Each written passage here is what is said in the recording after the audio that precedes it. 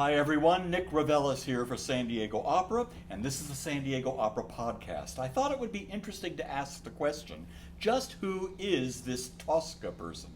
It's a favorite opera for opera lovers throughout the world, and it's been portrayed by some of the greatest singing actresses of the past century. Why singing actresses? Because this opera rises or falls on the ability of the soprano to be able to communicate all of the different aspects of Tosca's character. She's quite mercurial, at one point loving and tender, at another jealous and angry, finally distressed, and eventually triumphant in her own way. But our composer, Puccini, also demands that all of the extremities of her voice be explored and exploited. It could be a killer if the soprano's voice isn't absolutely perfect for it. But let's get back to the question at hand. Who is she? Well, you may know that the opera is based on a play by the Frenchman Victorien Sardou.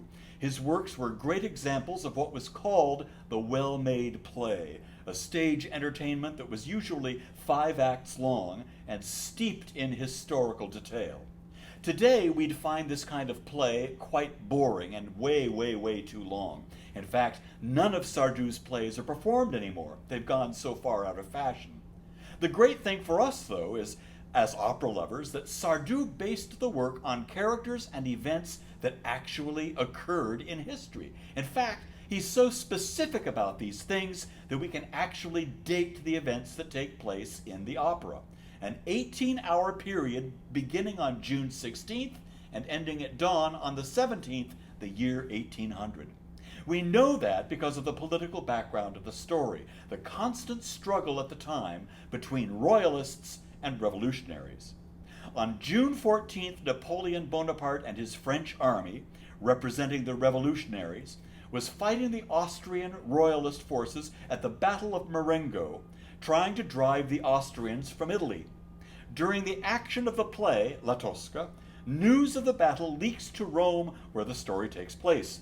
Early on in the play, news arrives that the Austrians, the royalists, have won, but at a climactic point halfway through the play, the truth is revealed. Napoleon has won. The revolutionaries have something to crow about, something that gives them hope for the future. And speaking of Rome, another fascinating thing about Tosca the opera is that the play is set in real historical locations. The church of San Andrea della Valle, the Palazzo Farnese, and the Castel San Angelo. These locations still exist, and you can even tour them and see the places that inspired the original play by Sardou and eventually the opera by Puccini. So that's the historical and political context of Tosca's life. But because Sardou was such a stickler for detail, he gives us even more background about this character. Her full name is Floria Tosca, born in Verona, Italy, and raised by Benedictines in a convent. According to the playwright, she's given voice lessons by the church organist, who discovers that she has a remarkably beautiful voice.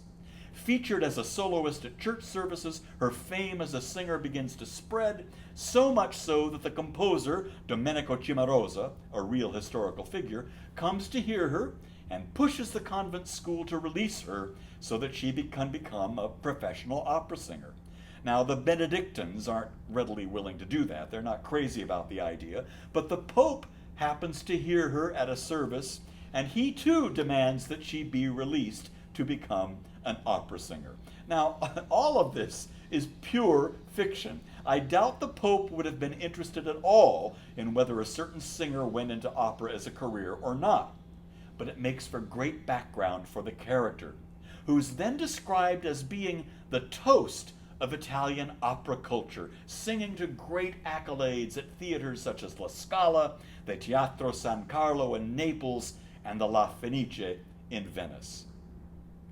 At the time of the play, she's singing at the Teatro Argentina in Rome, and it's while there that she meets and falls in love with the young artist and revolutionary Mario Cavaradossi.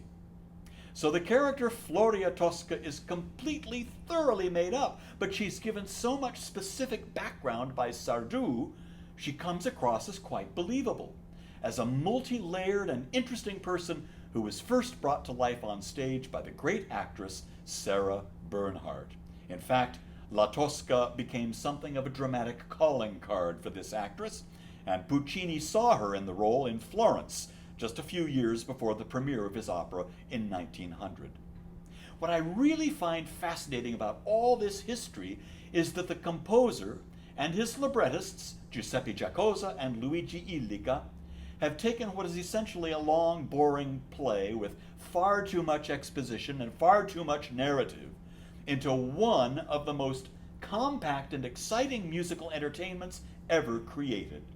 Tosca is often called an operatic thriller, and in my mind, that's exactly what it is. More about Tosca another time.